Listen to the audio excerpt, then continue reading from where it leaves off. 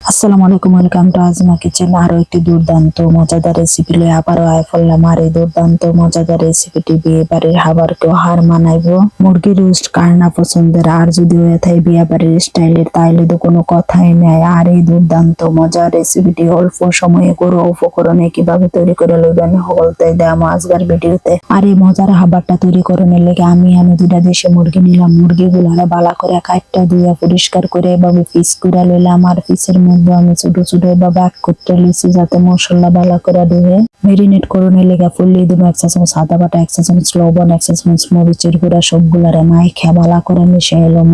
একটু সময় নিয়ে আমরা সবগুলারে ভালো করে মাখায় নেবো। মাখানো শেষে আমরা 10 মিনিটের লেগে রেস্টে রেখে দেবো। 10 মিনিট পরে আমরা একটা গরম কড়াইয়ের মধ্যে দিয়ে দেবো 20 থেকে 25 স্পুনের মতো সাদা তেল। তেলটা গরম হলে দিয়ে দেবো একে একে মাংসগুলা। যেহেতু মাংসের পরিমাণ বেশি, তাই আমরা মাংসগুলারে দুইবারে ভাজবো, একবারে ভাজবো না। আর একদম লাল লাল করে মাংসগুলারে ভাজবো না। 1 থেকে 1.5 মিনিট পরে আমরা মাংসগুলারে উল্টাই দেবো।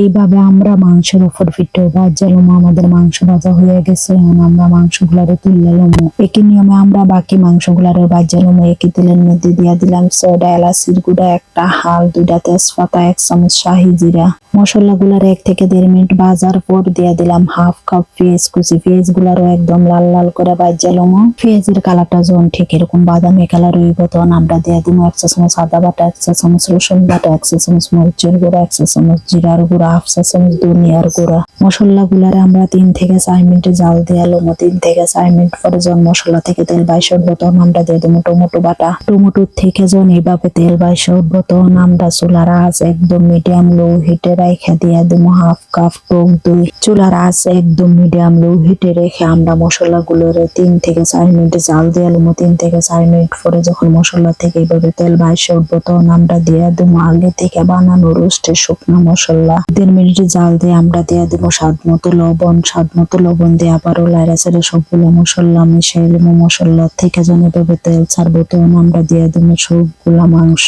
মাংস দেওয়া হইলে আবারও সবগুলারে লাইড়া ছেড়ে ভালো করে মিশিয়ে এলাম। মিশানোর শেষে 2 থেকে 3 মিনিট জাল দিয়ে আমরা সাথে দিয়ে দেবো 1 কাপ দুধ। দুধ দেওয়া হইলে সাথে দিয়ে দেবো হাফ কাপ পানি। পানি দিয়ে আবারও লাইড়া ছেড়ে সবগুলারে ভালো করে মিশিয়ে এলাম। সবগুলারে মিশানোর শেষে ঢাকনা দিয়ে রেখে দেবো 4 থেকে 5 মিনিটের লেগে। 4 থেকে 5 মিনিট পরে ঢাকনা তুললে আবারও লাইড়া ছেড়ে সবগুলারে মিশিয়ে এলাম। এখন আমরা দিয়ে দেবো আস্তে 4টা কাঁচামরিচ আর বাকি শুকনা মশলা। মশলাগুলা দেওয়া হইলে আবারও 4 থেকে 5 মিনিট আমরা জাল দিয়ে এলাম। 4 থেকে 5 মিনিট পরে দেখেন কালারটা কত সুন্দর এসেছে। সব শেষে দিয়ে দেবো আমরা উপর থেকে কয়েকটা পেঁয়াজ বেরেস্তা। সত্যি খাবারটা লোভনীয়, অসাধারণ। আবারও আমরা 2 থেকে 3 মিনিট জাল দিয়ে তুলে এলাম। আশা করি ভিডিওটা হলুদের ভালো লাগবে। ভিডিওটা ভালো লাগলে বেশি বেশি করে লাইক, কমেন্টস, শেয়ার করবেন। আরো নিত্য নতুন ভিডিও দেখানোর লেগে সাথে থাকবেন। যে থেকে ভিডিওটা দেখতেছেন হলুদের অনেক অনেক ধন্যবাদ। সবাই অনেক বেশি ভালো থাকবেন। আজ এই পর্যন্ত, আল্লাহ হাফেজ।